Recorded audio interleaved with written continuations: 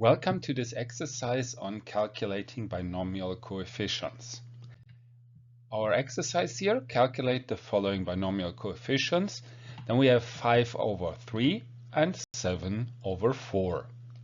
Starting with the first one, 5/3, we can use the standard formula for binomial coefficients, which is just the factorial of the top number divided by the factorial of the bottom number times top minus bottom factorial. So 5 factorial divided by 3 factorial times 5 minus 3 factorial.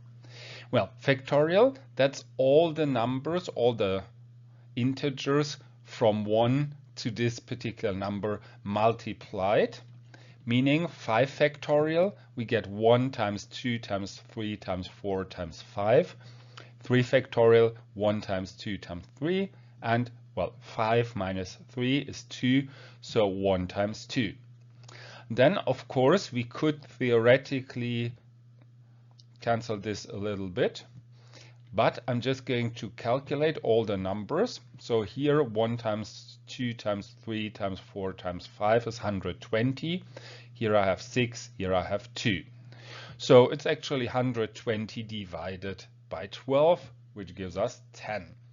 This is still quite easy to be done, especially if I would shorten this a little bit up here. But it can get quite problematic relatively fast, especially if we have larger numbers with distinct differences in here. So it makes sense that if you have to calculate something like this, not necessarily do it as particularly here, but use your calculator. And every calculator usually also has an NCR button, which calculates binomial coefficients. And you would use it like 5 NCR 3, giving you this 10 here.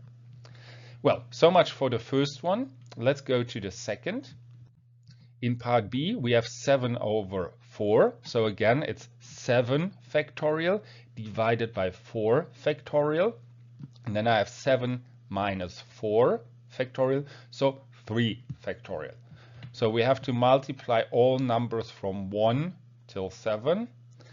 And here all the numbers from 1 to 4 and 1 to 3, because we have 3 factorial. Again, theoretically, we could shorten this a little bit, but here we see if we actually calculate the numbers, we get something like 5040 here. So the numbers become quite large, quite fast. That's why I mentioned in the slide before, in a calculator, don't go with this, use the NCR button instead. Well, here I can shorten this to 35, giving me the result for part B and concluding not only this part, but the whole exercise. So, well, that's it. I say goodbye and see you next time.